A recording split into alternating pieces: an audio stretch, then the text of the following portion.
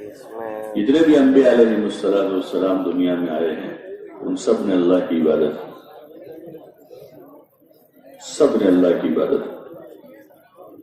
اور سب نے اللہ ہی سے مانگا۔ آدم علیہ السلام کو ضرورت پیش آئی تو انہوں نے اللہ کی طرف رجوع کیا، اللہ سے مانگا، اللہ تعالیٰ نے ان کے مسئلے کو حل کر دیا۔ عبادت کے لائق وہی ذات ہے جس کی عبادت کی جائے اور جس سے مانگا جائے۔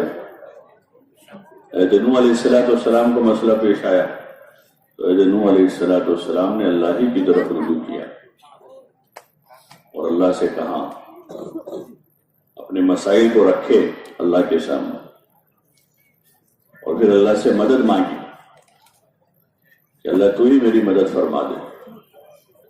تو پھر اللہ کی قدرت کا نظام حرکت میں آیا اور ان کی مدد ہوئی۔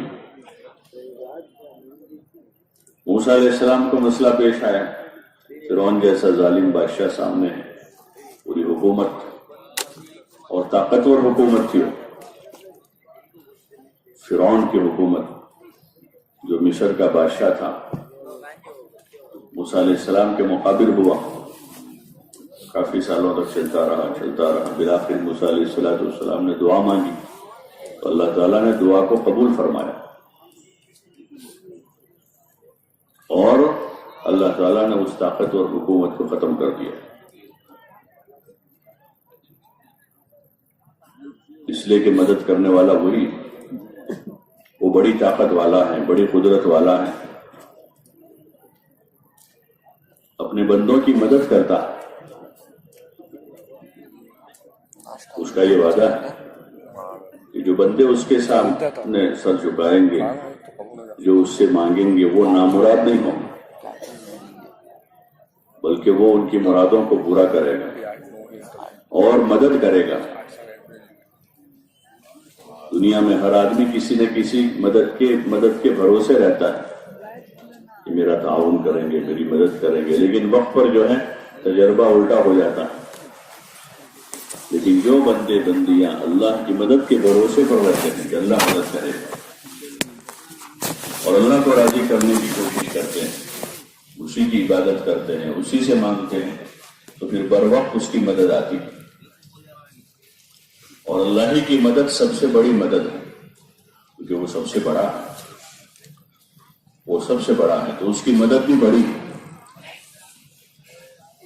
چاہے مسئلہ روزی روٹی کا ہو، چاہے مسئلہ صحت و قوت کا ہو، چاہے مسئلہ موت و حیات کا ہو، چاہے مسئلہ چھوٹا سا ہو، چاہے مسئلہ بہت بڑا ہو،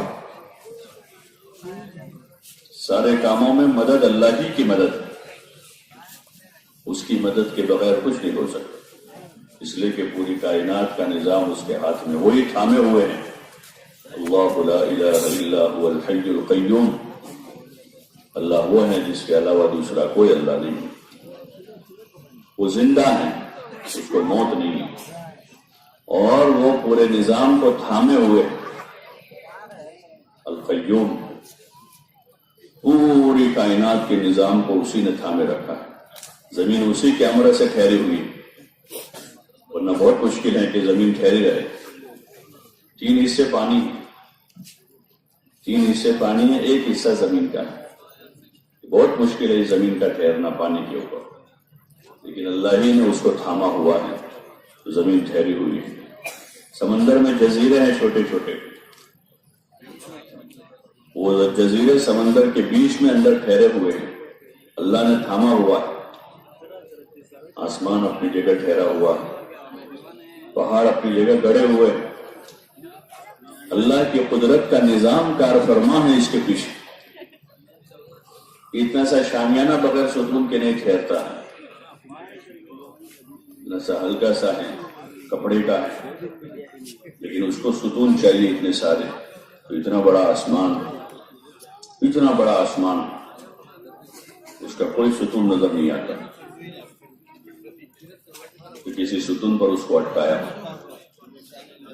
یا دوسری شکل ہوتی ہے کسی چیز کو ٹھہرانے کے، اس کو لٹکا دیتے ہیں اوپر سے، یا تو نیچے سے اٹکا دیتے ہیں یا اوپر سے لٹکا دیتے ہیں۔ تو نہ وہ اٹکایا ہوا ہے نہ لٹکایا ہوا ہے، بلکہ اللہ کی قدرت سے ٹھہرا ہوا ہے. یہ اس کی قدرت ہے. اور اس کے درمیان زمین آسمان کے درمیان میں بڑے بڑے ستارے سیارے ہیں، سورج ہیں، چاند ہیں، اور سورج چاند جیسے لاکھوں کروڑوں ستارے، وہ سب گردش کر رہے ہیں، حرکت میں ہیں، اور وہ اپنے نظام کے تحت پھر رہے ہیں. وہ اللہ کی قدرت ہے جو اس کو وقت پر چلا رہی. سورج اپنے وقت پر طلوع ہوتا ہے، غروب ہوتا ہے، سال ہاں سال سے اس کا یہی نظام. سردیوں کا یہ وقت ہے، گرمیوں کا یہ وقت ہے. فلاں تاریخ میں اس وقت کو سورج طلوع ہوگا، اس وقت میں غروب ہو جائے گا، اور اسی گھڑی اسی وقت طلوع ہوتا ہے، اسی وقت غروب ہو جاتا ہے. اس وقت سورج استوا پر ہے، اس وقت زوال ہے. نمازوں کے اوقات کی تعین وہی وقت ہے. اس کے پیچھے اللہ کی قدرت کار فرما. اللہ اسے طلوع کر رہا ہے اور اس کو غروب کرتا ہے. اس وقت سورج غروب ہو کر رات شروع ہو جاتی ہے، اس وقت طلوع ہو کر دن شروع ہو جاتا ہے. یہ اللہ اپنی قدرت سے کر رہا ہے. یولج اللیل فی النہار ویولج النہار فی اللیل ویخرج الحی من المیت ویخرج المیت من الحی. یہ اللہ کی قدرت ہے کہ وہ دن میں سے رات کو نکالتا ہے اور رات میں سے دن کو نکالتا ہے. اندھیرے میں سے اجالا اور اجالے میں سے اندھیرا ہو جاتا ہے.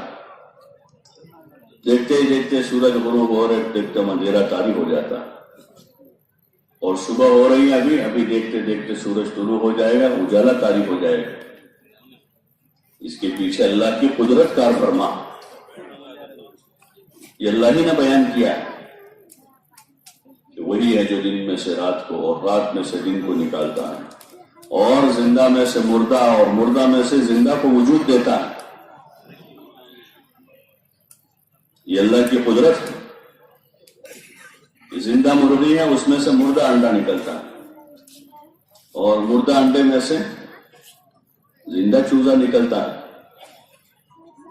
یہ ہے قدرت. یہ قدرت ہے. ہاں، یہ مشاہدے سے سمجھ میں نہیں آتی، یہ یقین سے سمجھنا ہے. اس کو یقین کرنا ہے کہ اللہ نے کیا ہے، اللہ کر رہا ہے، اور یہ اس کی قدرت ہے جو مشاہدے سے سمجھ میں نہیں آتی، جو سائنس سے سمجھ میں نہیں آئی. سائنس بھی جو ہے ایک جگہ جا کر اٹک جائے گا، لیکن قدرت اس سے بڑا ہے، اس سے بھی اوپر ہے، ہر چیز سے اوپر ہے. اس پر یقین کرنا.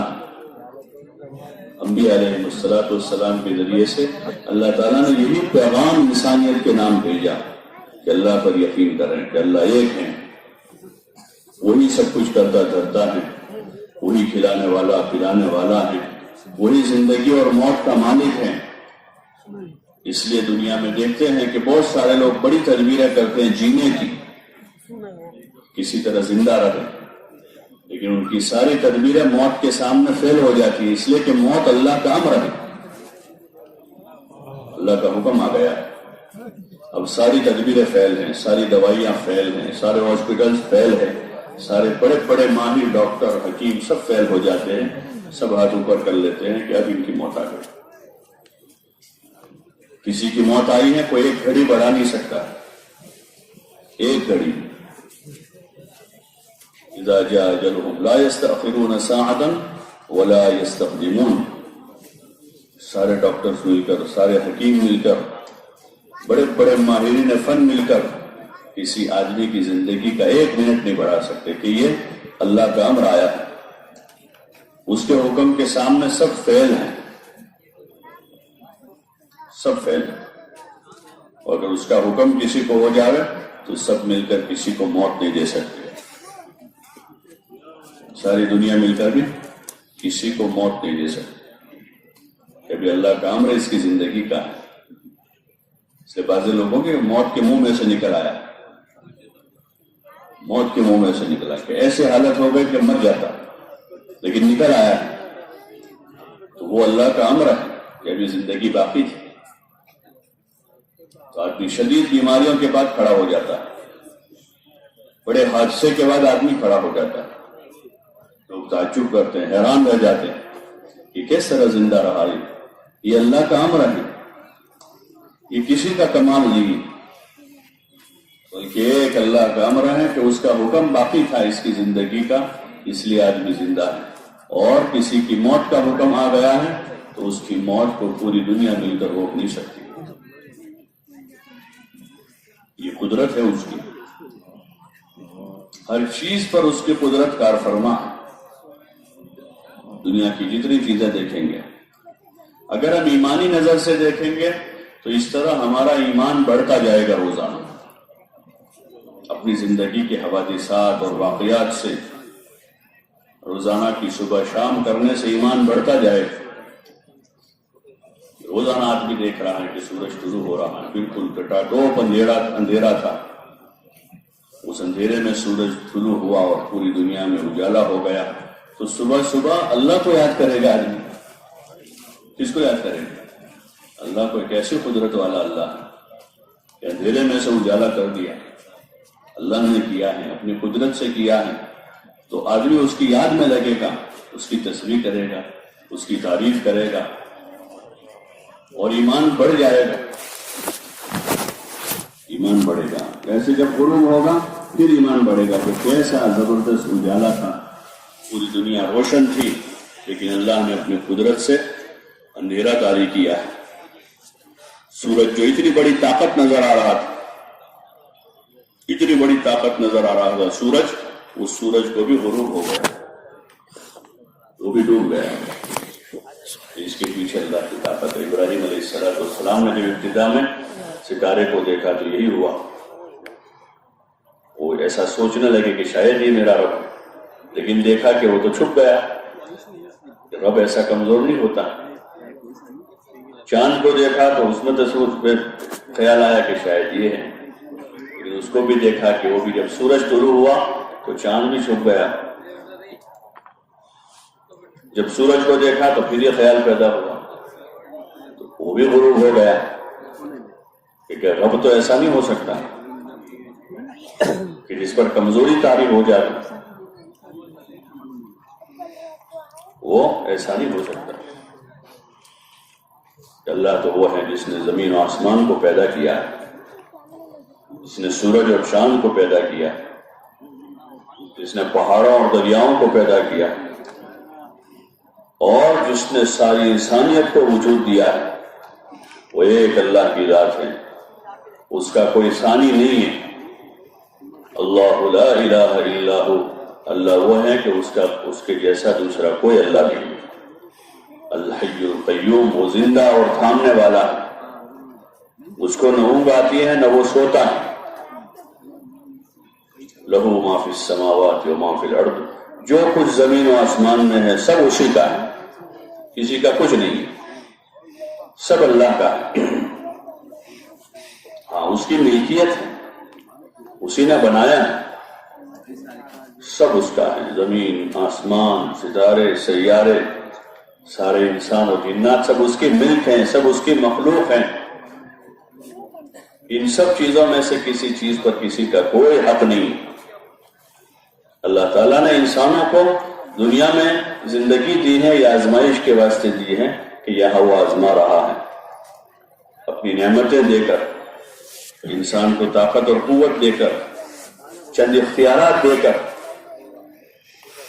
اور جسم اور اس جسم کی جو نعمتیں اور اعضاء ہیں اس میں صحت دے کر اللہ پاک آزما رہا ہے کہ کون کیا کرتا ہے۔ یہاں پر الذی خلق الموت والحیات لیبلوکم ایکم احسن عملا، اللہ وہ ہے جس نے زندگی اور موت کو بنایا ہے تاکہ وہ تم کو پرکھ لے کہ تم نے اچھا سے اچھا عمل کر کے کون آتا ہے، کون اچھا عمل لے کر آتا ہے۔ اسی میں سب کی آزمائش ہو رہی ہے۔ اب یہاں آزمائش کا دور ہے، یہ اس آزمائش کے مرحلے میں کون کامیاب ہوتا ہے؟ اور کامیاب کون ہوں گے؟ جو اچھا عمل لے کر آئیں. لِيَبْلُوَكُمْ أَيُّكُمْ أَحْسَنُ عَمَلًا، وہ تمہیں آزما رہا ہے اور دیکھ رہا ہے کہ تم میں اچھا عمل لے کر کون آتا ہے، کون اچھا ایمان لے کر آتا ہے، جو خالص ہیں کہ اللہ کے ساتھ کسی کو شریک نہیں ٹھہرایا اور کامل ایمان لے کر آیا ہے. تو سب سے بڑا ایمان کا سب سے بڑا حصہ ہے آدمی کے دین کا ایمان، اسی پر پورے دین کی عمارت تعمیر ہوتی ہے. شہادت اللہ الہ الا اللہ، کہ اللہ ایک ہے، اس کے آدمی شہادت دیں، اسی پر یقین کریں، اسی اللہ سے مانگیں.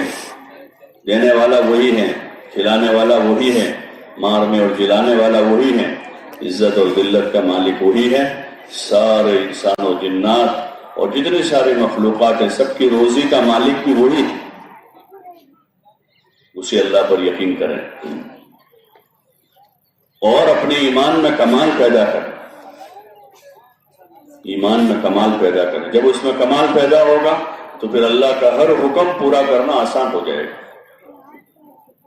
جو بھی حکم ہے، ایمان کے بعد نماز کا حکم آئے گا، رمضان میں روزوں کا حکم آئے گا، صاحب مال پر زکوٰۃ کا حکم آیا ہے، صاحب مال پر زندگی میں ایک مرتبہ حج کرنے کا حکم آیا ہے، سچ بولنے کا حکم ہے. اسی طرح بہت سارے نیک کام ہیں جن کو کرنے کا حکم ہے اللہ کی طرف سے. ان کاموں کو بجا لاوے، آدمی نیکی کے کام کرے، اچھے اچھے کام کرے، اچھے اچھے کام کرتا رہے اور ہر برائی سے اپنے آپ کو بچا لے. جتنی برائی ہے، جسم کا کوئی عضو کسی برائی میں استعمال نہ ہو اور زندگی کی کوئی گھڑی کسی برائی میں استعمال نہ ہو. اس لیے کوئی وقت برا کام کرنے کے لیے نہیں، غلط کام کرنے کے لیے کوئی وقت نہیں، نہ صبح نہ شام کو، نہ رات میں نہ دن میں، نہ اتوار کو نہ جمعہ کو. سال بھر کا کوئی مہینہ نہیں جس میں آدمی غلط کام کرے. اچھے کام کرنے کے لیے اوقات کی تعین کی گئی نماز پڑھنے کے لیے کہ نماز ان اوقات میں نمازیں پڑھی جائے.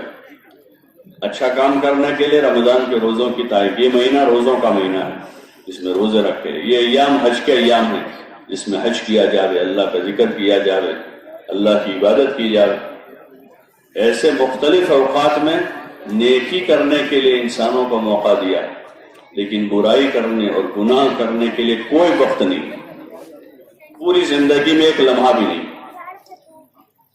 اور زمین پر کوئی جگہ نہیں بنائی جہاں جا کر آدمی برائی کرے.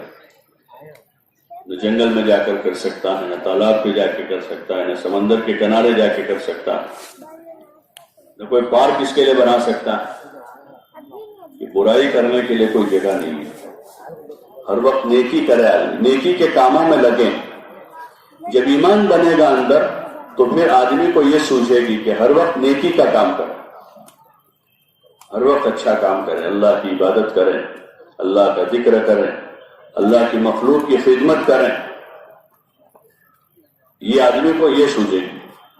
بھائی بیٹھ جاؤ، یہ جو لوگ چل پھر رہے ہیں مجمع میں، تشریف رکھے، بیٹھ جاؤ، سکون سے بات سنیں، بیٹھ جاؤ اور متوجہ رہے. یہ وقت ہمارا بہت قیمتی ہے، چلنے پھرنے کے لیے نہیں، ضروریات سے فارغ ہونے کے لیے. پوری رات تھی، آرام بھی کر لیا اچھا خاصا، اب اطمینان سے بیٹھے. آگے کی جو ضرورت ہے اس کے لیے پھر وقت دیا جائے گا، اس لیے اطمینان سے بیٹھ جائے. جو جانے والے ان کو بھی قرب و جوار والے ذرا سمجھا بجھا کر بٹھا دیں.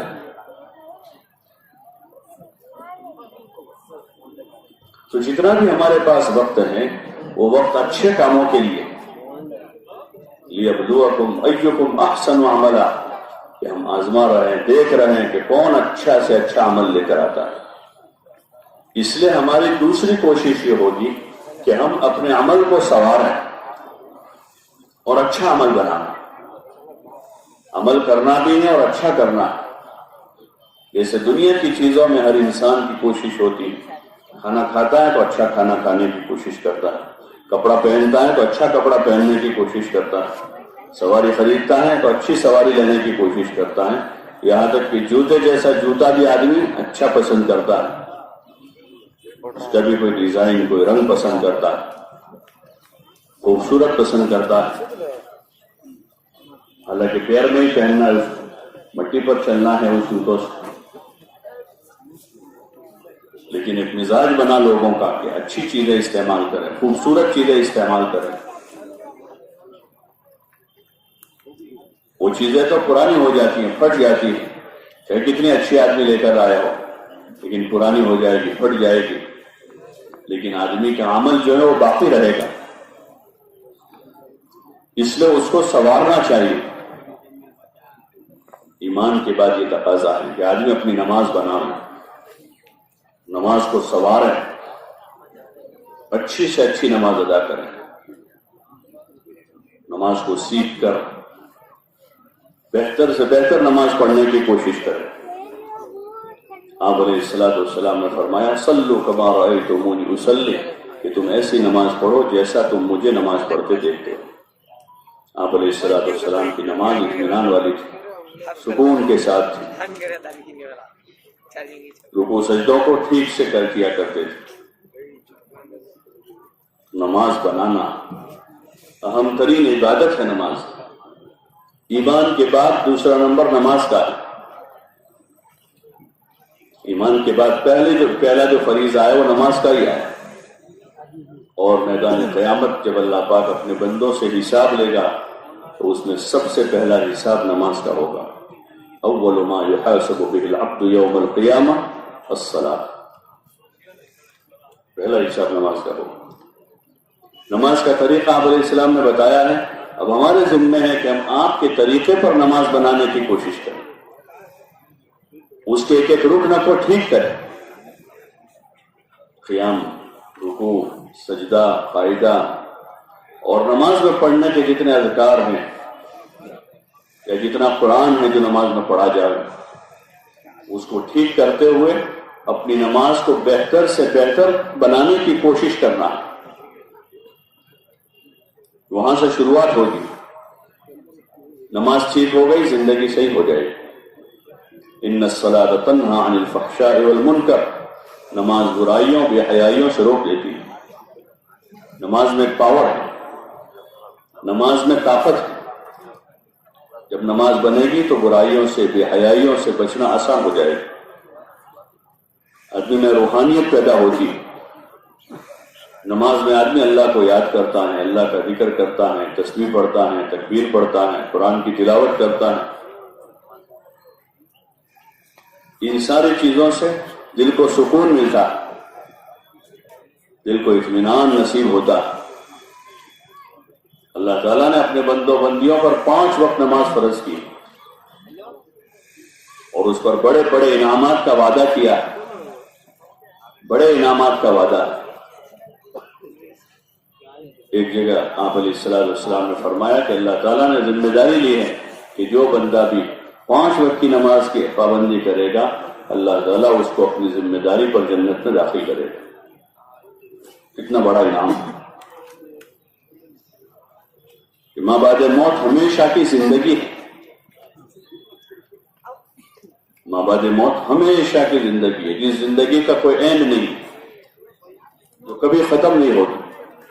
اس زندگی میں اللہ تعالیٰ جنت کا وعدہ کر رہا ہے کہ جو 5 وقت کی نماز کی پابندی کرے گا، اللہ اس کو اپنی ذمہ داری پر جنت میں داخل کرے گا۔ ہمیشہ کی زندگی ہے،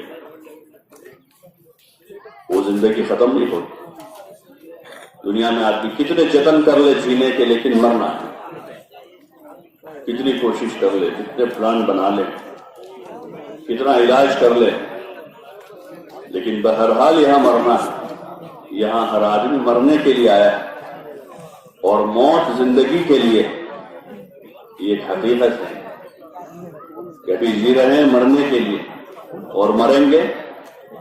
بولو نا بھائی، ذرا زور سے بولو، اتنا زور سے بولو کہ سونے والے جاگ جائیں، آپ کو کوئی گناہ نہیں ہوگا۔ بھائی کیوں جی رہے ہیں؟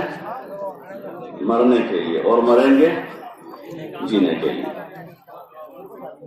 اس لیے جیتے جیتے مرنے کی تیاری کرنی، اور اسی کو عقل مند قرار دیا ہے حدیث پاک میں، الکیس من دان نفسہ وعمل لما بعد الموت۔ یہ عقل مندی کہ آدمی اپنے اوپر قابو رکھے اس دنیا میں، کیونکہ یہاں شہوتیں ساتھ لگی ہوئی ہیں، آدمی کا نفس لگا ہوا ہے، شیطان ورغلا رہا ہے، برا ماحول ہے، بری صحبتیں ہیں، جس سے آدمی کسی اور رخ پر جاتا ہے۔ تو ایسے وقت آدمی اپنے اوپر قابو رکھے۔ الکیس یہ عقل مند ہے جو قابو میں ہے، اپنے اوپر قابو رکھے۔ جیسے عقل مند ڈرائیور کون ہے؟ جو قابو میں چلا رہے گاڑی۔ بھئی نئی گاڑی ملی ہے، بے قابو ہو جائے کتنی دیر رہے گا بے قابو؟ بھائی کوئی آدمی بے قابو ہو جاتا ہے ڈرائیور گاڑی چلاتے چلا تو کتنی دیر رہتا ہے؟ چند منٹ ہے، اس کے بعد وہ کہیں جا کے ٹکرا جاتا ہے، کسی درخت کے ساتھ، کسی دیوار کے ساتھ، کسی گاڑی کے ساتھ، بے قابو ہے۔ ایسے ہی انسان ہے، اگر قابو میں ہے تو اپنی زندگی سے فائدہ اٹھائے گا، اپنے مال سے فائدہ اٹھائے گا، اپنی جوانی سے فائدہ اٹھائے گا، اپنی طاقت اور قوت سے فائدہ اٹھ کے قابو میں ہے۔ اور اگر بے قابو ہے تو پھر اپنے ان تمام اسباب سے وہ نقصان اٹھائے گا، زندگی میں گناہ کر کے نقصان اٹھائے گا، اپنا مال برباد کر کے نقصان اٹھائے گا، اپنی صحت اور قوت کو برباد کر کے وہ آدمی نقصان اٹھائے گا۔ اور جو قابو میں رہے گا وہ اپنی زندگی سے، اپنے مال سے، اپنی صحت اور قوت سے، اپنی جوانی سے فائدہ اٹھائے گا اور ما بعد موت کے لیے کام کرے گا۔ عمل لما بعد الموت، اور عمل کرے ما بعد موت کے لیے کہ موت کے بعد کام آنے والی چیزیں کیا ہے۔ موت کے بعد کام آنے والی چیز سب سے پہلا ایمان ہے، آدمی کا دین ہے۔ کہ پہلا سوال قبر میں یہی ہوگا کہ تمہارا رب کون ہے۔ اگر یہاں محنت کی ہے آدمی نے، اللہ کی ربوبیت کو دل کی گہرائیوں میں اتارا ہے، اللہ کی ذات عالی پر یقین پیدا کیا ہے، تو وہ آدمی برجستہ کہہ سکے گا کہ میرا رب اللہ ہے۔ یہ محنت کی ہے، ماں بعد موت کے لیے کام کیا ہے، ماں بعد موت کے یہ کام ہے جو مرنے کے بعد کام آئے گا کہ آدمی اللہ کی قدرت کا، اللہ کی عظمت و بڑائی کا، اس کی ربوبیت کا یقین اپنے دل میں پیدا کر کے اپنے ایمان میں قوت پیدا کرے اور اللہ کے بتائے ہوئے راستے پر آدمی چلے، اس کے حکموں کو پورا کرے۔ دین پر آدمی کی زندگی ہے۔ تو دوسرا سوال وہاں وہی ہے کہ تمہارا دین کیا ہے۔ اگر دینی زندگی ہے تو آدمی وہاں جواب دے سکے گا کہ میرا دین اسلام ہے، آدمی فخر سے کہے گا دنیا میں بھی کہ میں مسلمان ہوں، اللہ کو ماننے والا ہوں، حضور علیہ السلام کا متبع ہوں، آپ کا اتباع کرنے والا ہوں، آپ کے طریقوں پر چلنے والا ہوں، میں اللہ کا بندہ ہوں، حضور علیہ السلام کا امتی ہوں۔ یہ فخر کی چیز ہے ہمارے لیے، دنیا میں بھی، موت کے بعد بھی اس کا سوال ہے کہ تمہارا رب کون ہے، تمہارا دین کیا ہے اور تمہارے نبی کون ہیں۔ آپ علیہ السلام کو اللہ تعالیٰ نے آخری نبی بنا کر بھیجا، خاتم النبیین بنایا، تمام نبیوں کا سردار بنایا، ساری انسانیت میں سب سے افضل بنایا، ساری انسانیت میں سب سے افضل انسان ہے، اللہ کے نبی ہیں، خاتم النبیین ہیں، امام الانبیاء والمرسلین ہیں۔ آپ پر ہم ایمان لائے، آپ کو ہم اللہ کے رسول اور خاتم النبیین تسلیم کرتے ہیں، اپنے دل سے مانتے ہیں۔ ایسے ہی آپ کے طریقوں پر کامیابی کا یقین کر کے زندگی گزاریں کہ ہماری کامیابی آپ کے مبارک طریقوں میں، دنیا کی بھی آخرت کی بھی۔ آپ کے طریقوں کو چھوڑ کر کامیابی کا کوئی راستہ نہیں، یہ اللہ کا فیصلہ ہے۔ من یبتغی غیر الاسلام دینا فلن یقبل منہ وہو فی الآخرۃ من الخاسرین، کہ جو اسلام کو چھوڑ کر کوئی اور طریقے پر زندگی گزار کر آئے گا، اللہ تعالیٰ اس کو ہرگز قبول نہیں کرے گا۔ اللہ نے ایک سلسلہ جاری کیا انبیاء علیہم السلام کا، اور ہر زمانے کے لوگوں کو اپنے زمانے کے نبی کے اتباع کا حکم دیا، ایک سلسلہ چلتا رہا۔ سب سے آخری پیغمبر اور رسول امام الانبیاء والمرسلین محمد الرسول اللہ صلی اللہ علیہ وسلم آئے ہیں، اور آپ پر اللہ تعالیٰ نے نبوت کا سلسلہ بند کر دیا۔ اب قیامت تک کوئی نبی نہیں، آپ کو خاتم النبیین قرار دیا، نبیوں کے خاتم ہیں، اور خود آپ علیہ السلام فرما رہے ہیں کہ میں نبیوں کا خاتم ہوں، میرے بعد اب کوئی نبی نہیں، لا نبی بعدی۔ اب قیامت تک آپ کا دین چلے گا، آپ کی شریعت چلے گی، آپ کے لائے ہوئے مبارک اور پاکیزہ طریقے چلیں گے۔ اس طریقے میں توحید ہے کہ اللہ کی ایک ہونے کا اقرار ہے، اسی کے رب ہونے کا اقرار ہے۔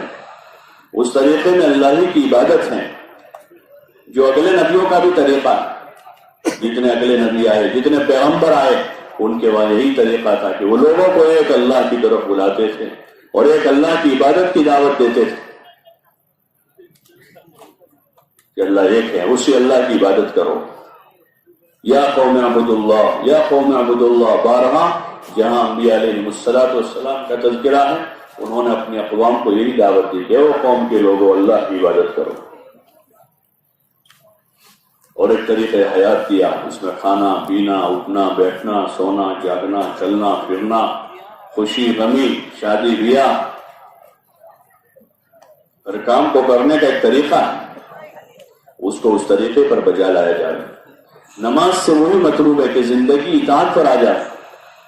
تاجر آدمی اذان سن کر مسجد کی طرف آ رہا ہے، اپنی دکان چھوڑ رہا ہے، اپنا کاروبار چھوڑ رہا ہے، اپنے دوستوں کو چھوڑ رہا ہے، اپنا گھر بار چھوڑ کر اللہ کی طرف جیسے آتا ہے، ایسے ہر موقع پر اللہ کا حکم معلوم کیا جائے کہ اللہ کا حکم کیا ہے، تجارت میں کیا حکم ہے، زراعت میں کیا حکم ہے، کاشتکاری میں کیا حکم ہے۔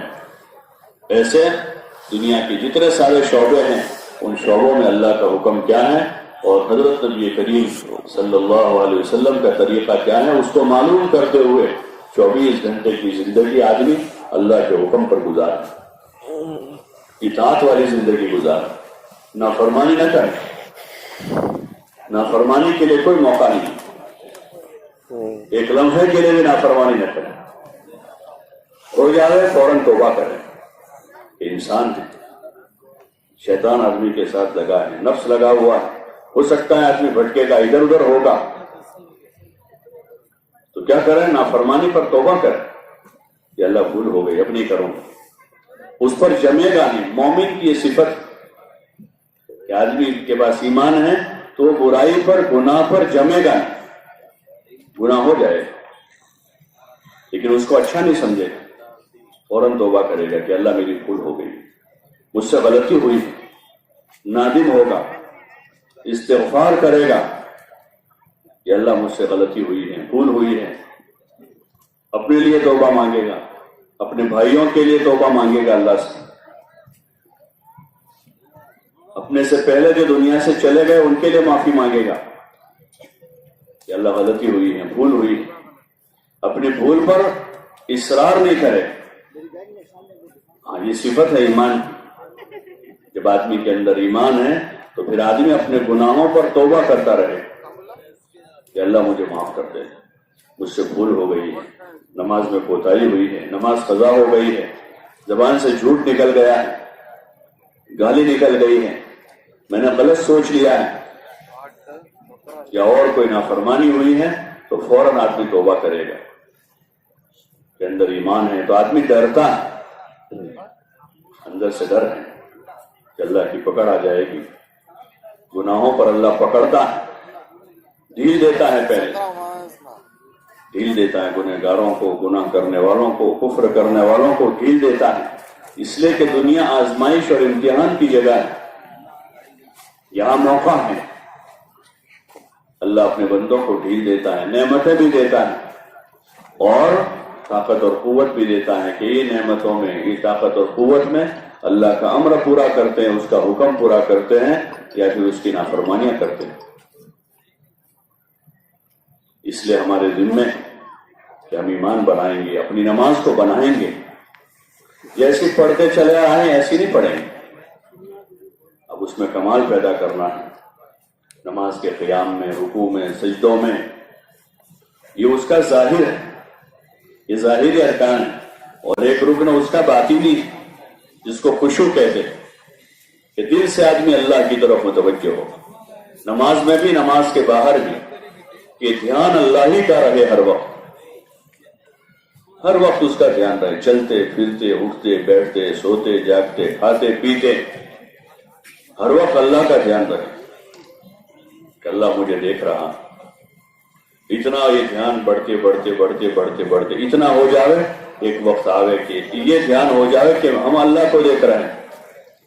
حدیث پاک میں آپ علیہ السلام نے فرمایا ان تعبد اللہ کأنک تراہ فإن لم تکن تراہ فإنہ یراک. اللہ کی عبادت اس طرح کرو گویا کہ تم اللہ کو اپنے سامنے پا رہے. ایسا دھیان پیدا ہو جائے. آدمی نماز میں ہے یہ سمجھ رہا ہے کہ اللہ میرے سامنے ہے، دکان پر آدمی یہ سمجھ رہا ہے کہ اللہ میرے سامنے ہے، راستے چل رہا ہے آدمی چلتے ہوئے کہ اللہ میرے سامنے ہے. ایسا دھیان پیدا ہو جائے. جب یہ دھیان ہوگا تو پھر گناہ سے آدمی بچ جائے گا، نافرمانی سے بچ جائے گا. اب نماز چھوڑنے سے بچے گا آدمی، چاہے کتنی گہری نیند ہوگی، نماز کا وقت ہوگا آنکھ کھل جائے گی کہ اللہ کا حکم آ گیا. کتنے حالات میں آدمی ہوگا جھوٹ نہیں بولے گا کہ اللہ میرے سامنے ہے، وہ سن رہا ہے. لا یدرکہ الابصار وہو یدرک الابصار وہو اللطیف الخبیر.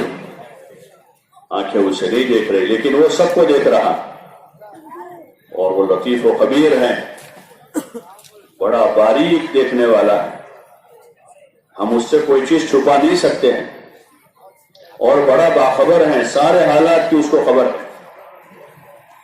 ہاں، اس کو ہمارے احوال سے باخبر رہنے کے لیے کسی مشین کی ضرورت نہیں ہے، کوئی کیمرے کی ضرورت نہیں. جو ہمارے حالات سے باخبر رہنے کے لیے اس کو کوئی مشین کی ضرورت ہے، کوئی کیمرے کی ضرورت ہے، کوئی طاقت کی ضرورت ہے، بلکہ وہ تو خود ہی دیکھ رہا ہے. دیکھنے کے اعتبار سے وہ زبردست طاقت والا ہے. کوئی چیز اس کی آنکھوں سے اوجھل نہیں ہے، ہر چیز اس کے سامنے ہے. ہر کام سے وہ باخبر ہیں، کون کیا کر رہا ہے، رات کے اندھیریوں میں کون کیا کر رہا ہے، دن کے اجالوں میں کون کیا کر رہا ہے، جنگلوں میں کیا ہو رہا ہے، بازاروں میں کیا ہو رہا ہے، بند کمروں میں کیا ہو رہا ہے، پارکوں میں کیا ہو رہا ہے، ہوٹلوں کے کمروں میں کیا ہو رہا ہے، اور ہوا پر اڑنے والے اڑتے ہوئے کیا کر رہے ہیں، زمین پر چلنے والے وہاں کیا کر رہے ہیں. سب چیزوں سے باخبر ہے اور بڑا باریک دیکھنے والا ہے. سب چیز اس کے سامنے ہے، کوئی چیز اس سے ڈھکی چھپی نہیں ہے. اس کو کسی سہارے کی ضرورت نہیں ہے، اس کو کسی کی مدد کی ضرورت نہیں ہے، اس کو کسی مخبر سے خبر لینے کی ضرورت نہیں ہے. وہ براہ راست دیکھ رہا ہے، براہ راست سن رہا ہے. اندر ایک ڈر پیدا ہو گئی، اتنی بڑی ذات ہے، اتنا طاقتور ہے، اتنی بڑی قدرت والا ہے. وہ اللہ ہمارے سامنے ہے، نماز پڑھتے ہوئے، روزہ رکھتے ہوئے، قرآن پڑھتے ہوئے، کاروبار کرتے ہوئے. کیونکہ زندگی کا ایک نظام ہے، اس میں آدمی کاروبار بھی کرے گا، ملازمت بھی کرے گا، شادی بیاہ بھی کرے گا. بھائی او بزرگوں بیٹھے ہو، تھوڑی دیر صبر کر لو. اتنی دیر جی چاہ بیٹھے نہ چاہ تو اٹھ گئے، یہ آدمی کیسے تربیت کرے گا اپنی؟ کاروبار اس طرح نہیں چلتا ہے. کاروبار کا وقت کیا ہوتا ہے بھائی، یہاں سے لے کر وہاں تک کرنا ہے. آدمی کسی پرائیویٹ کمپنی میں جاب نہیں کر سکتا اس طرح کہ بھائی 8 گھنٹے ڈیوٹی 8 گھنٹے پورے دینے پڑتے 6-8 ہزار 10,000 کی تنخواہ کے لیے، اور اتنا بڑا دین اس طرح کیسے مل جائے. اور وقت فارغ کر کے ہم آئے ہوئے اجتماع کے لیے، تو اس میں عقل مندی کی بات تو وہ ایک آدمی یہاں کے عمل میں لگا رہے، جی چاہے نہ چاہے آدمی بیٹھ گئے. سب سے بڑا مجاہدہ یہی ہے کہ جی چاہتا نہیں اچھے کاموں. سب سے بڑی چیز ہے کہ اچھے کاموں کو جی چاہتا نہیں، کیونکہ ہم نے اپنے آپ کو عادی بنایا نہیں. اسی کی یہ مشق ہے اجتماع کہ بھائی 2 دن جو ہیں جی چاہے نہ چاہے اچھے کاموں میں لگ جاوے، تاکہ دھیرے دھیرے دھیرے ہمارا جی اچھے کاموں کا عادی ہو جائے، اچھے کاموں میں طبیعت لگنا شروع ہو جائے. یہی تو زندگی کا سرمایہ ہمارے پاس یہ وقت ہے، زندگی ہے، جب تک ہے اس میں آدمی کر لے گا. اور یہ تو ہماری بنیادی ضرورت ہے، بنیادی چیز ہے کہ آدمی ایمان بنائے، اپنی عبادت کو اچھا کرے، اپنی زندگی کے نظام کو ٹھیک کرے، اللہ کے حکم پر، حضور کے طریقے پر اپنی زندگی کو لاوے. یہ بنیادی چیز ہے. اب مزید آگے اس میں ترقی آدمی کرتا جائے اپنے دین میں. باقی یہ تو ایسی چیزیں ہیں جو ہر ایک کے لیے اس کا سیکھنا سمجھنا اور اس طریقے پر زندگی گزارنا ضروری ہے. اگر یہاں رہ کر میں اپنے وقت کو وصول نہیں کر پائے اور جن باتوں کو سننا تھا نہیں سن پائے، اس لیے کہ سننے سے تو ابتدا ہوتی ہے، ابتدا سننے سے ہوتی ہے. آدمی سنتا ہے پہلے اور اچھے طریقے سے سنتا ہے تو پھر اللہ اس کو عمل کی توفیق دیتا ہے. الذین یستمعون القول، کہ آدمی دھیان سے سنتا ہے، صرف سنتا نہیں اپنی ان کانوں سے بلکہ دل کے کانوں سے سنتا ہے، تو پھر اندر بات اترتی ہے. اس لیے پہلی چیز ہے آدمی توجہ سے، ادب سے، طلب سے بیٹھے اور بات کو سنے اچھی طریقے سے. سننا سمجھنے کے لیے پھر اس کو سمجھے آدمی، جو سنا ہے آدمی اس کو سمجھے، اور پھر اب سمجھ کر آدمی کی نیت ہے جو سنا سمجھا ہے اس کو اپنی زندگی میں لانا ہے تو اللہ پاک آگے کی توفیق دے گا. اولئک الذین ھداھم اللہ، یہی لوگ ہیں جن کو اللہ پاک راستہ دکھاتا ہے. لیکن آدمی بے طلب بنا رہے، مستغنی رہے، طبیعت میں آیا سن لیا، نہیں آیا آدمی اٹھ لیا یا سو گیا، تو پھر یہ طلب نہیں ہے، یہ طلب نہیں. اس لیے دین کی باتوں کو اچھے سے سننا سمجھنا اور عمل کی نیت سے سننا ہے. ہاں یہ کھیل نہیں ہے. کھیل میں طبیعت چلے اتنی دیر آدمی کھیلتا پھر بیٹھ جاتا ہے، بھائی میری طبیعت نہیں، میں تھک گیا ہوں، اب میں نہیں کھیلوں. کہ دین تو آدمی کو ہر حال میں سیکھنا سمجھنا ہے، اور جو اس کے احکام ہے اس کو بر وقت اس کو بجا لانا ہے. فجر میں کوئی آدمی نہیں کہہ سکتا مجھے بہت نیند آ رہی، اس کو نماز پڑھنا ہے. بھی جب نماز پڑھنا ہے، حج فرض ہو گیا تو آدمی نہیں کہہ سکتا میرے پاس ٹائم نہیں، اس کو حج کے لیے جانا ہے، چاہے مہینہ لگ جائے 2 مہینے لگ جائے، جب اس پر فرض ہو گیا ہے.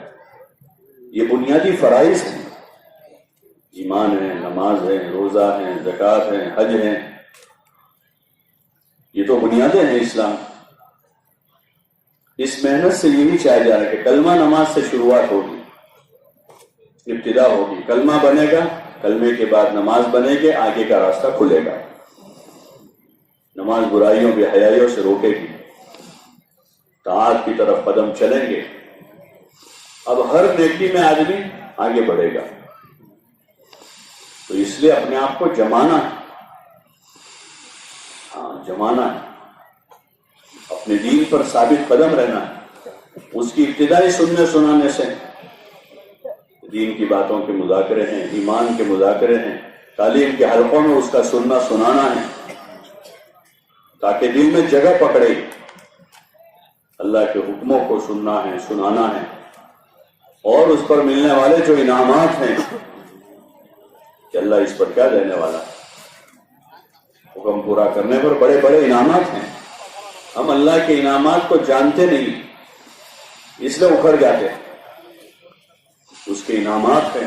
حدیث معروف ہے کہ جب دین کی کوئی نسبت پر کوئی مجلس ہوتی ہے تو اللہ تعالیٰ مجلس کے اختتام پر ایک فرشتہ اعلان کرتا ہے قوموا مغفورا لکم قد بدلت سیئاتکم حسنات، کہ تم اس طرح کھڑے ہو جاؤ کہ اللہ نے تمہاری مغفرت کر اور تمہارے گناہوں کو نیکیوں سے بدل دیا ہے. کتنا بڑا انعام اللہ کے انعامات ہیں. ان انعامات کو سننا ہے تاکہ اللہ کی طرف رغبت زیادہ ہو جائے، عبادت کا شوق پیدا ہو، اچھے اچھے کام کرنے کا ذوق پیدا ہو. اس لیے یہاں فضائل کا سننا سنانا ہے. زیادہ سے زیادہ اعمال کے فضائل، کلمے کے فضائل ہیں، نماز کے فضائل ہیں، علم کے فضائل ہیں، ذکر کے فضائل ہیں. یہ اللہ کے انعامات ہیں جو اللہ اپنے بندوں کو دینے والا ہے.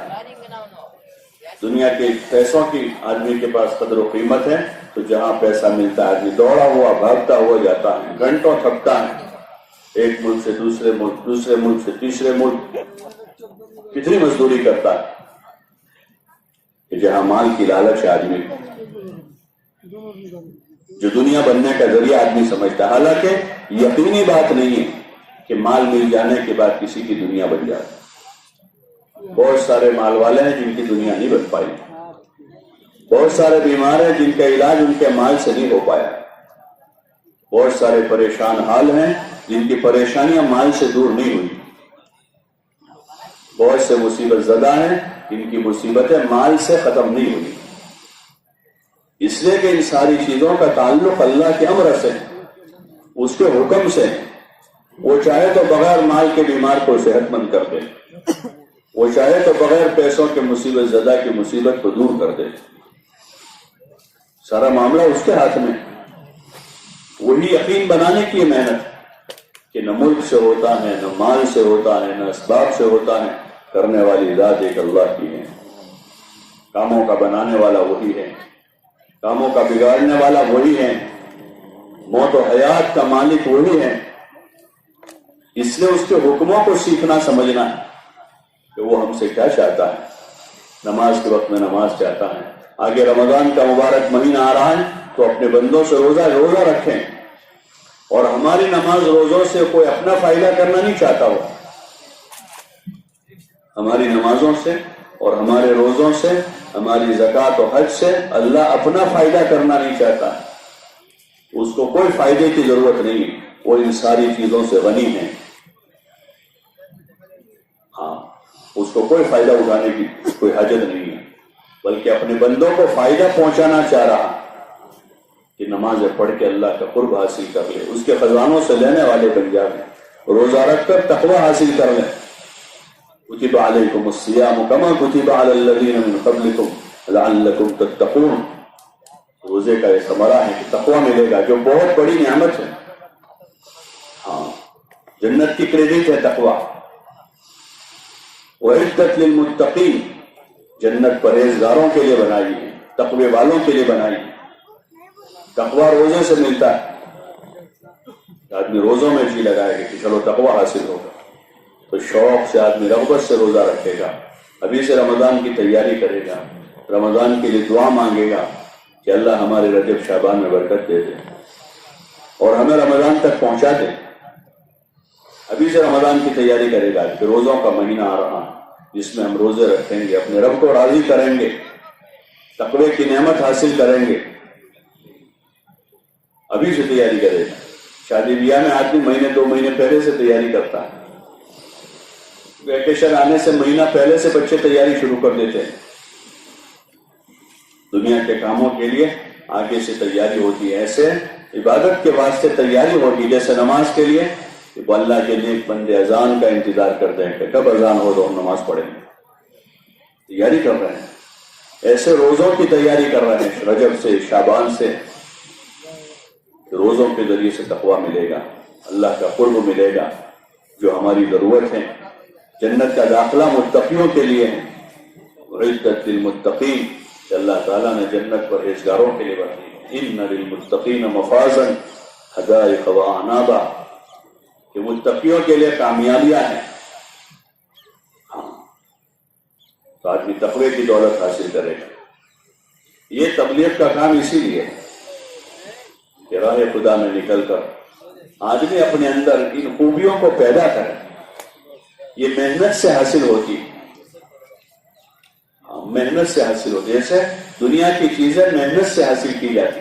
مکان لینا ہے آدمی تو اس کے پیچھے محنت ہے، زمین خریدنی ہے اس کے پیچھے محنت ہے، سواری لینی ہے تو اس کے پیچھے ایک محنت ہے. چیزوں کو جیسے محنت سے حاصل کرنے کا دستور ہے، لوگوں میں اس کا رواج عام ہے تو لوگ چیزوں کے خاطر محنت کرتے ہیں. یہ صفتیں، یہ کمالات اور یہ خوبیاں محنت سے حاصل ہوتی ہیں. حضرات صحابہ کرام رضوان اللہ تعالی علیہ مجمعین نے اس بات کو خوب اچھی طریقے سے سمجھا تھا. اس لیے انہوں نے ایمان کے خاطر، نماز کے خاطر، علم کے خاطر، اللہ کے دھیان کے خاطر اور اپنے اندر کمالات پیدا کرنے کے خاطر اپنی زندگی کا اچھا خاصا وقت لگایا. اور انہوں نے اس کو سیکھا، سمجھا، ایمان کو سیکھا، عبادت کو سیکھا، تقوی کو سیکھا، صبر و شکر کا سبق سیکھا. یہ سیکھنے کی چیزیں کہ آدمی اس طرف توجہ کرے، غفلت میں نہ رہے، بلکہ آدمی اس طرف توجہ کرے اپنی، اس کو ضروری سمجھے. ایمان سیکھنا ایک ہماری بڑی ضرورت ہے، عبادت سیکھنا ایک بڑی ضرورت ہے، اخلاق کو سیکھنا ایک بڑی ضرورت ہے. ہاں اس طرف توجہ کرنی. یہ تبلیغ کا کام اسی لیے ہے کہ ہمارے اندر شوق و رغبت پیدا ہو, ایمان و عمل سیکھنے کا شوق ہو, اپنے اخلاق سنوارنے کا شوق پیدا ہو, اللہ کو راضی کرنے کا شوق پیدا ہو, حضور پاک صلی اللہ علیہ وسلم کے مبارک طریقوں پر زندگی گزارنے کا شوق پیدا ہو اور آخرت بنانے کا شوق پیدا ہو, جو اصل چیز ہے. ہاں دنیا بنانے کا شوق نہ ہو. ٹھیک ہے دنیا ہمارے گزارے کی جگہ ہے, دنیا گزارے کی جگہ ہے, تو یہاں گزارے کے بقدر کرے آدمی. عقل مندی یہی کہ آدمی گزارا کر لے. یہاں جیسے اس وقت اجتماع میں آئے تو گزارا کر رہے ہیں سب گزارا, 2 چادر لے کر بچھا لیے, کوڑ لی, گزارا ہو گیا. کھانا گزارے کے لیے تو آدمی وہاں جا کر کھا کر آ جاتا ہے, نہ برتن لایا ہے اور نہ کوئی چیز ہے, بلکہ گزارا کرنا ہے. کوئی 2 دن کے لیے کہاں برتن کی ضرورت, وہاں کھانا پکے گا وہاں سے لے کر کھا لیں. اس لیے وضو وغیرہ ساری چیزیں گزارے کے لیے ہیں. یہ 2 دن ایک مشق کر رہے ہیں یہاں کہ ہر آدمی جو ہے چھوٹی سی جگہ میں آرام کر لیتا ہے, ضرورت کے بقدر کھانا کھا کے آ جاتا ہے. کوئی زائد سامان نہیں ہے کہ یہ گزارا ہے. اسی طرح دنیا ہے. اگلے لوگوں نے اسی طرح وہ دنیا سے گزر گئے کہ زیادہ دنیا میں الجھے نہیں, اس کے اسباب میں, اس کے مال و متاع میں, اس لیے کہ اس میں کشش ہے. اس میں کشش اللہ نے رکھی ہے کہ آزمائش کی چیز ہے, اس میں کشش ہوتی ہے. اور حرص اللہ نے رکھی ہے کہ آزمائش کی جگہ ہے, ہمیشہ رہنے کی جگہ نہیں ہے. لِيَبْلُوَكُمْ أَيُّكُمْ أَحْسَنُ عَمَلًا, کہ یہ تو آزمائش کے لیے ہے. اور اللہ نے اس کو مزین کیا ہے. زُيِّنَ لِلنَّاسِ حُبُّ الشَّهَوَاتِ مِنَ النِّسَاءِ وَالْبَنِينَ وَالْقَنَاطِيرِ الْمُقَنطَرَةِ وَالذَّهَبِ وَالْفِضَّةِ وَالْخَيْلِ الْمُسَوَّمَةِ وَالْأَنْعَامِ وَالْحَرْثِ ذَلِكَ مَتَاعُ الْحَيَاةِ الدُّنْيَا. یہ اللہ تعالیٰ کا ارشاد ہے کہ ہم نے مزین کیا ہے اس کو. زُيِّنَ لِلنَّاسِ, لوگوں کے لیے اس کو مزین کیا گیا ہے, ڈیکوریٹ کیا ہے. حب الشہوات, شہوتوں کی محبتیں ہیں. من النساء, عورتوں کی محبت ہے. والبنین, اور بیٹوں کی محبت ہے. والقناطیر المقنطرہ, اور مال کی محبت ہے, اور سونے چاندی کی محبت ہے, اور سواریوں کی محبت ہے, اور جانوروں کی اور کھیتی باڑی کی محبت ہے. پھر اللہ تعالیٰ کا ارشاد ہے کہ یہ جو ہے دنیا کی زندگی کا گزارا متاع قلیل ہے. یہ جی لگانے کی جگہ نہیں ہے, بلکہ جی لگانے کی جگہ آخرت ہے, جہاں یہاں سے مر کے جانا ہے. پہلی منزل اس کی قبر ہے, جہاں قیامت تک رہنا ہے. یہاں تو کوئی 60 سال رہا, کوئی 70 سال رہا, کوئی 100 سال رہا, لیکن وہ یہاں سے گیا ہے. گئے ہوئے کسی کو 500 سال ہو گئے, کسی کو 1000 سال ہو گئے, کسی کو 2000 سال ہو گئے, وہ قبر کے گڑھے میں. ایسے ہم بھی کوئی 50 60 70 سال یہاں رہے گا. یہاں سے جانے کا بعد قیامت کب ہے اللہ ہی جانتا ہے. وہاں قیامت تک قبر میں رہنا ہے. تو حضور علیہ الصلوۃ والسلام نے تعلیم دی کہ اپنی قبر کی تیاری کر لیا. قبر یا تو جنت کا باغ ہے یا جہنم کا گھڑا ہے. اگر آدمی نے یہاں دین سیکھا, ایمان بنایا, اعمال والی زندگی گزاری ہے, تو پھر قبر جنت کا باغ ہے. وہاں راحت ہے, طمانینت ہے, اللہ کی طرف سے رحمتیں ہیں.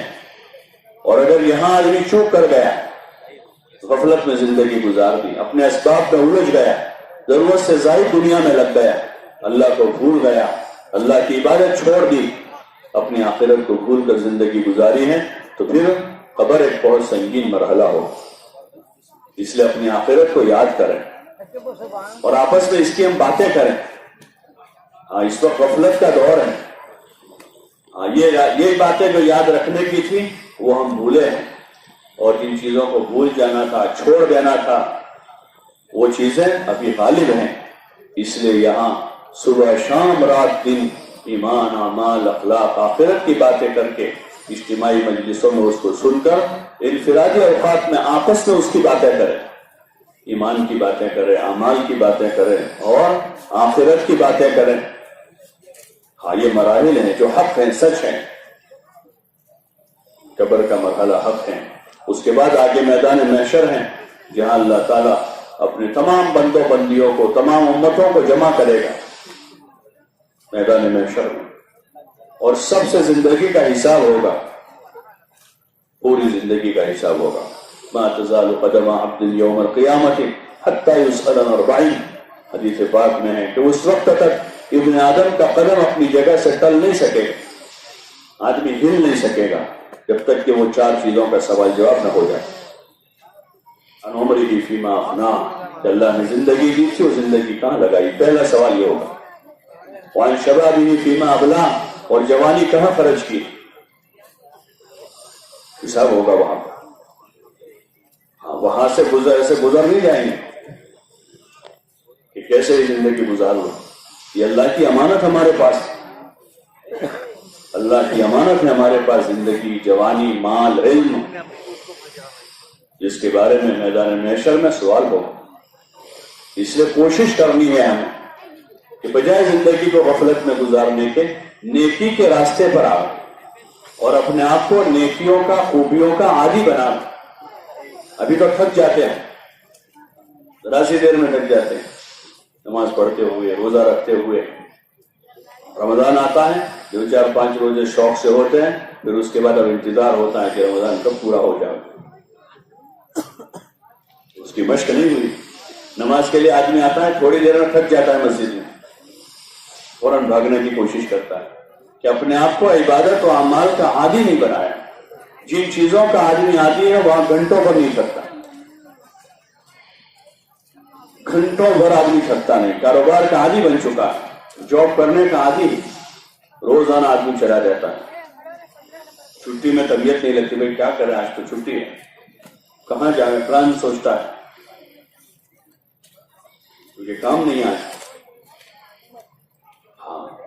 اعمال کا عادی اپنے آپ کو بنانا ہے، نماز کا، ذکر کا، تلاوت کا، عبادت کا، خدمت کا، ایک دوسروں کے ساتھ خیرخواہی اور ہمدردی کا،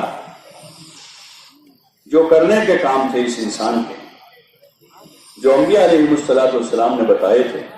اور خود حضور پاک صلی اللہ علیہ وسلم کی زندگی ہم دیکھیں گے کہ آپ صلی اللہ علیہ وسلم کبھی عبادت میں ہیں، کبھی دعوت میں ہیں، کبھی ذکر و تلاوت میں ہیں، کبھی مخلوق خدا کی خدمت میں ہیں. یہی کام ہے، یہی زندگی کا وظیفہ ہے. وما خلقت الجن والانس الا لیعبدون، کہ ہم نے جنات و انسان کو صرف اور صرف اپنی عبادت کے واسطے پیدا کیا ہے. ہونا تو یہ تھا کہ 24 گھنٹے میں عبادت کرتے رہتے، 24 گھنٹے عبادت کرتے، لیکن اللہ نے کرم فرمائی کی ہے کہ اس نے ہماری ضرورتوں کا خیال کیا ہے. فرائض بہت تھوڑے رکھے ہیں، ضروریات کو پورا کرنے کے لیے بڑا انتظام دیا ہے. تو اب ہم ان چیزوں میں اس کے شکر گزار بن کر رہیں، اس کے ہم شکر گزار بن کر رہیں، ان نعمتوں کا صحیح استعمال کریں، زندگی کا، جوانی کا، مال کا، طاقت قوت کا، اللہ کی دی ہوئی صلاحیتوں کا صحیح استعمال کر کے ہم دین پر ثابت قدم رہیں، اپنے دین پر جمے رہیں، اس کی عبادت بجا لاتے رہیں، اور خود اپنی ذات سے دین پر جمتے ہوئے اللہ کے بندوں کو بھی دین پر جمانے کی کوشش کریں. سب سے پہلے ہمارے ذمے ہماری اپنی ذات ہے، اور پھر ہمارا گھر ہے. یا ایھا الذین آمنوا قوا انفسکم واہلیکم نارا، اے ایمان والوں اپنے آپ کو اور اپنے گھر والوں کو جہنم کے عذاب سے بچاؤ. یہ ہمارے ذمے ہے کہ اپنے بیوی بچوں کو ہم دین سکھائیں. ہم سیکھے ہوئے ہیں تو ہم خود سکھائیں گے. بھائی وہ آدمی بیوی بچوں کو پیسہ خرچہ دے گا جس کے پاس خود کے پاس، اس کے پاس ہی نہیں کہاں سے لا کر دے گا. جس کے پاس دین ہے وہ بیوی کو سکھائے گا، بچوں کو سکھائے گا، اپنے خاندان پر محنت کرے گا کہ وہ بھی دین سیکھیں، ایمان سیکھیں، اعمال سیکھیں، اخلاق بنائیں، حضور پاک صلی اللہ علیہ وسلم کی مبارک زندگی کا اتباع کریں. یہ ہمارے ذمہ ہیں اور فرض ہیں.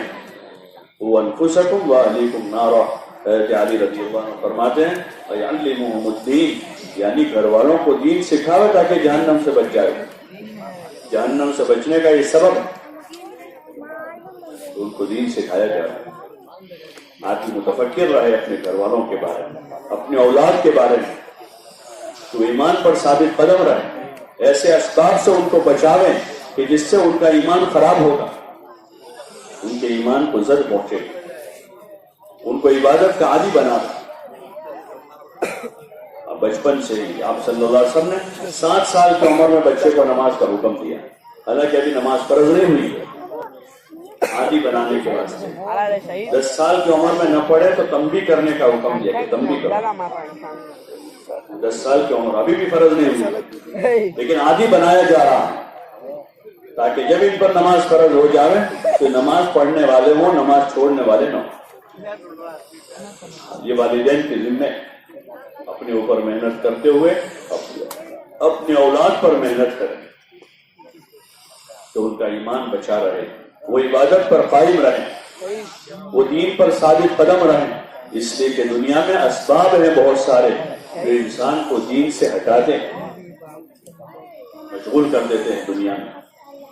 اس لیے انبیاء علیہ السلام نے بھی اسی کی فکر کی، ہاں اپنی اولاد کے بارے میں، حالانکہ وہ انبیاء تھے، ان کے پاس وحی کا علم تھا، وہ بھی اپنے اولاد کے بارے میں فکر مند۔ یعقوب علیہ السلام نے اخیر میں اپنے بیٹوں کو جمع کیا اور پوچھا ما تعبدون من بعدی، کہ تم میرے بعد کس کی عبادت کرو گے؟ تفکر ہے اس معاملے میں۔ اللہ کی طرف سے حکم ہے بندوں کو لا تموتن الا وانتم مسلمون، کہ دیکھو تم کو موت نہ آوے مگر اس حال میں کہ تم سچے مسلمان ہو۔ ایک باپ ہونے کی حیثیت سے اس کے ذمے کو اپنے بیوی بچوں کے بارے میں متفکر رہے کہ ان کا اسلام محفوظ رہے، ان کا دین محفوظ رہے، ان کا ایمان سلامت رہے، یہ حضور علیہ السلام کے طریقے پر باقی رہے۔ ہاں یہ ذمہ داری ہے، ان ذمہ داریوں کو سمجھنا اور پھر اس کو پورا کرنے کی کوشش کرنی کہ آدمی اپنے بس کی کوشش کرے۔ جیسے دنیاوی ذمہ داریوں کو سمجھائیں تو اپنے بھی بچوں کو کھلانے پلانے کی ذمہ داری ہے، آدمی اس ذمہ داری کو سمجھتا ہے، اپنے بس کی کوشش کرتا ہے، خود تھکتا ہے، بیمار بھی جاتا ہے، بوڑھا باپ مزدوری کرتا ہے کہ بھی بچوں کی ذمہ داری سمجھیے، اپنے بچوں کو پڑھانے کی ذمہ داری سمجھیے، آدمی کسی طرح قرضہ کر کے بچوں کو تعلیم دلاتا ہے۔ یہ بنیادی تعلیم ہے بچوں بچیوں کے لیے، گھر کی عورتوں کے لیے، کہ ان کا ایمان بنے، ان کی زندگی میں بھی اعمال آوے، وہ بھی اللہ سے ڈرنے والے ہوں اور وہ بھی وہ مبارک زندگی گزارے جو زندگی حضور پاک صلی اللہ علیہ وسلم نے سکھائی۔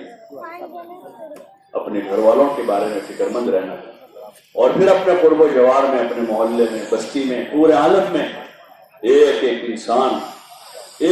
انسان حضور پاک صلی اللہ علیہ وسلم کا امتی ہے، وہ اللہ کا بندہ ہے، اللہ کا بندہ ہے، حضور کا امتی ہے۔ انسانی ہمدردی کے خاطر ہم خیر خواہی کے ساتھ ان تک یہ پیغام پہنچائیں گے، ایمان کی بات کریں گے، اعمال کی بات کریں گے، ایمان و عمل سے زندگی بننے کی بات کریں گے، سمجھائیں گے ہم۔ یہ ہمارا وظیفہ حیات ہے۔ کنتم خیر امت اخرجت للناس، تم بہترین امت ہو، تم کو لوگوں کی نفع رسانی کے لیے نکالا گیا ہے۔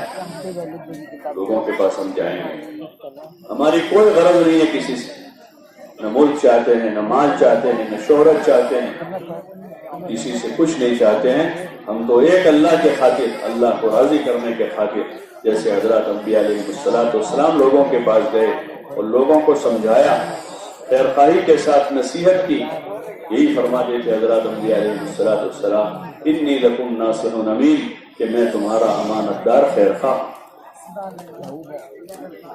انی لکم ناصح امین۔ وہ خیر خواہی منتقل ہوئی، ہمارے پاس آئی آپ کے ختم نبوت کے صدقے میں، جب آپ کے بعد کوئی نبی نہیں ہے، آپ خاتم النبیین ہیں، آپ کے ختم نبوت کے صدقے اللہ تعالیٰ نے اس امت کو خیر امت قرار دے کر لوگوں کے لیے نکالا ہے، اخرجت للناس، اور لوگوں میں خیر اور بھلائی کو زندہ کرنے کی کوشش کرتا، تأمرون بالمعروف وتنہون عن المنکر، کہ آپس میں ایک دوسروں کو معروف اور بھلائی کی طرف دعوت دو، چلتے پھرتے اٹھتے بیٹھتے سوتے جاگتے بھلائی کی طرف بلائیں گے لوگوں، اپنے محلے میں، اپنے گلیوں میں، اپنے علاقوں میں بات کریں گے ایمان کی، اعمال کی، ایمان و عمل سے زندگی بننے کی۔ یہ بہت بڑی خیر خواہی ہے انسانیت کے ساتھ۔ بہت بڑی خیرخواہی، اس لیے کہ اس وقت لوگ یہ سمجھ کہ زندگیاں ملک و مال سے بنے گی۔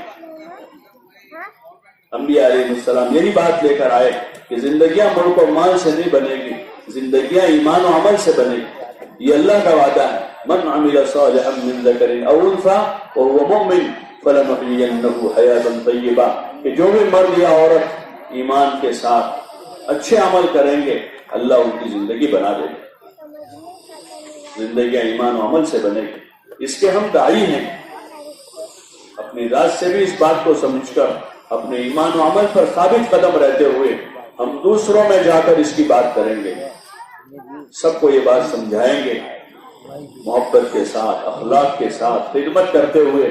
یہ نبیوں کا طریقہ ہے کہ انہوں نے محبت سے، اخلاق سے، نصیحت سے لوگوں کو سمجھایا ہے۔ ہم بھی اس طرح سے چلیں گے، چلت پھرت کریں گے، اپنے اوقات کی تعیین کریں گے، اپنی جان اور مال لگائیں گے انسانیت کی ہمدردی میں، ایک ایک کی ہدایت کے خاطر، کہ ہم کسی سے کچھ نہیں چاہتے ہیں، ایک اللہ سے لیں گے اور اللہ کے بندوں پر خرچ کریں گے، اور اس کے بدلے میں ہم کچھ نہیں چاہتے۔ ما اسألکم علیہ من اجر ان اجری الا علی اللہ، کہ ہم تم سے اس کے بدلے میں کچھ نہیں چاہتے ہیں، ہمارا اجر، ہمارا بدلہ تو اللہ ہی دے، اور اسی کا بدلہ اصل ہے جو اللہ دے دے۔ اس کے لیے اپنے آپ کو تیار کرنا، ہاں اس بات کو سیکھتے سمجھتے ہوئے دوسروں میں چل پھر کر کام کرنا ہے، محنت کرنا، غفلت سے زندگی نہیں گزارنی ہے۔ یہ قیمتی سرمایہ ہمارے پاس 40، 50، 60، 70 سال کا یہ عرصہ ہے، کہیں ایسا نہ ہو غفلت میں گزر جائے۔ ایک سنہرا موقع ہمارے پاس، یہ موقع ہاتھ سے نہیں جائے، اس کی ہم قدر کریں، ہاں اپنے آپ کو جھنجھوڑیں، اپنے آپ کو آمادہ کریں۔ شیطان بندے کو لگا دیتا ہے، امیدیں بندھا دیتا ہے، ہم نفس و شیطان کے چکر میں نہ، بلکہ اپنی آخرت کے بارے میں خود متفکر ہوتے ہوئے اس زندگی کے سرمایے کو ہم قیمتی سمجھ لیں، جیسے آپ علیہ السلام نے اور حضرات صحابہ اکرام رضوان اللہ تعالی علیہم اجمعین نے اپنی زندگیوں کے اس سرمایے کو قیمتی سمجھا، اور اپنی جان مال سے اور اپنے جذبات اور اپنی تمام تر طاقتیں جو اللہ کی دی ہوئی تھی اس سے انہوں نے اللہ کی عبادت کی اور اللہ کا کام کیا۔ اس کے لیے بھوک آئی تو بھوک برداشت کی، اس کے لیے پیاس آئی تو پیاس برداشت کی، اس کے لیے وطن چھوڑنا پڑا تو وطن چھوڑ دیا، اس کے لیے انہوں نے بڑی بڑی قربانیاں دی ہیں، جس کو ہم تعلیم کی کتاب میں حکایت صحابہ میں پڑھتے ان کی قربانیوں کے ابواب میں وہ سمجھتے تھے۔ جیسے آج دنیا میں انسانیت قربانی دے رہی ہے، کوئی زمانہ خالی نہیں گیا جس میں لوگوں نے قربانیاں نہ دی ہو، لیکن قربانیوں کی نسبت کدھر؟ کسی کی قربانی ملک کے لیے ہے، کسی کی قربانی مال کے لیے ہے، کسی کی قربانی عہدہ اور کرسی حاصل کرنے کے لیے ہے۔ وہ خوش قسمت ہے وہ بندے بندیاں جو اللہ کے دین کے احیاء کے لیے قربانی دے، جن کو بھوک آئی ہے دین کی سربلندی کے واسطے، ہاں جن پر حالات آئے اللہ کے واسطے، یہ سعادت مند لوگ ہیں، یہ خوش قسمت لوگ ہیں، ان پر حالات آئے اللہ کے واسطے، بھوک آئی، پیاس آئی اور قسم قسم کے حالات برداشت کیے کہ اللہ کا دین زندگیوں میں آ جائے اور اللہ کا دین پورے عالم میں زندہ ہو جائے، بچے بچے کو ہدایت نصیب ہو جائے۔ اس کے خاطر جو قربانی ہے وہ قربانی ہے، اللہ کے وہاں اس کا وزن کیا جائے گا، اس کا بدلہ دیا جائے گا، یہ سعادت مندی ہے۔ اس لیے آپ حضرات سے گزارش ہے، ایک درخواست ہے کہ ہم اپنی زندگی کی کوئی ترتیب بنا کر آگے بڑھیں۔ بہت مدت ہو گئی، اس مجمع میں بہت سارے لوگ ہوں گے سال ہر سال سے جو دین کی نسبت پر ہونے والے اجتماعات میں شرکت کرتے ہیں، 2 دن کے لیے آ گئے، 3 دن کے لیے آ گئے، لیکن آگے کوئی فیصلہ نہیں کر پائے۔ حالانکہ یہ ہمارا جڑنا تو آگے کا فیصلہ کرنے کے لیے اجتماع میں ہم آتے ہیں تاکہ ہم اگلی زندگی کا فیصلہ کریں۔ ابھی تک زندگی غفلت میں گزری ہے، کوتاہیوں میں گزری ہے، نافرمانیوں میں گزری ہے، اپنی دنیا کے تقاضوں میں ہی گزر گئی ہے، تو اب آگے کے لیے فیصلہ کریں کہ نہیں ایسا نہیں ہوگا، بلکہ اب آگے ہم خوب اللہ کی عبادت کے ساتھ، اس کی اطاعت کے ساتھ، اپنے اوپر آنے والے جو احکام ہیں اللہ کی طرف سے ان احکام کی پوری پابندی کرتے ہوئے ہم پورے عالم میں اللہ کا دین زندہ ہو جائے اس کے لیے محنت کریں۔ بھائی نیت کرتے ہیں انشاءاللہ؟ کون کون کرتے ہیں؟ ہاں 4 مہینے تک ابتدا اور شروعات مولانا الیاس صاحب رحمۃ اللہ علیہ فرماتے تھے کہ ہمارے کام کی پہلی سیڑھی 4 مہینے، یہاں سے ابتدا ہوگی، شروعات ہوگی، پھر اب آپ آگے اپنی صلاحیت کے مطابق، اپنی استعداد کے مطابق اللہ سے معاملہ کرے گا تو پھر اللہ پاک اسے آگے بڑھائے گا، اپنے علاقے میں کام کرے گا، اپنے ضلع میں کام کرے گا، اپنے صوبے میں کام کرے گا، اپنے ملک میں کام کرے گا، اور پھر پورے عالم میں جا کر اللہ کے بندوں کے پاس جا کر اللہ کا پیغام سنائے گا اور دنیا میں خیر و ہدایت کا ذریعہ بنے گا۔ حدیث پاک میں آپ علیہ الصلوۃ والسلام نے فرمایا طوبیٰ لعبد جعلہ اللہ مفتاحا للخیر ومغلاقا للشر، کہ بڑا سعادت مند خوش قسمت ہے وہ بندہ جس کو اللہ تعالیٰ دنیا میں خیر کے پھیلنے کا ذریعہ بنا دے اور شر کے لیے تالا بنا دے، کہ جہاں جائے وہاں خیر پھیلے۔ ہاں خوشبو لے کر آدمی جاتا ہے تو خوشبو پھیلتی ہے، ایسے آدمی ہدایت یافتہ ہوگا، محنت کر کے ہدایت حاصل کی ہے، عبادت کا ذوق پیدا کیا ہے، اپنے اخلاق کو سنوارا ہے، اللہ سے تعلق پیدا کیا ہے، حضور پاک صلی اللہ علیہ وسلم کی محبت پیدا کر کے آپ کی اتباع کا جذبہ بنایا ہے۔ اب اس کو لے کر پھریں گے اپنی گلیوں میں، محلوں میں، بازاروں میں، علاقوں میں، عالم میں، تو پھر اللہ تعالیٰ ان کے ذریعے سے دنیا میں اس کو زندہ کر دے گا۔ اس لیے بلند عزائم کرنے، خالی چلے 4 مہینے کا مسئلہ نہیں ہے، ہاں نقد یا ادھار جانے کا مسئلہ نہیں ہے، ایک بہت بڑی ذمہ داری پوری کرنے کا مسئلہ ہے۔ ایک ذمہ داری ہے جو میرے اللہ نے مجھے دی، خیر امت قرار دیا ہے۔ ہاں اخرجت للناس کہاں ہے؟ کہ تم کو لوگوں کے لیے نکالا گیا ہے کہ لوگوں کے ساتھ خیر خواہی کریں، بھلائی کریں، ایک دوسروں کا خیر خواہ بنایا ہے کہ ہم ایک دوسروں کے ساتھ خیر خواہی کریں، اچھائیوں کی طرف لاویں، برائیوں سے بچانے کی کوشش کریں۔ یہ اللہ کی طرف سے ملی ہوئی ایک ذمہ داری ہے، اس ذمہ داری کو اچھی طریقے سے سیکھنا سمجھنا ہے اور پھر موت تک اپنی تمام تر مشغولیوں کے ساتھ اس ذمہ داری میں لگے رہنا ہے تاکہ اللہ ہم سے راضی ہو کر ہمیشہ کی ہماری آخرت کا مسئلہ حل کر دے اور ہمیں انسانیت کی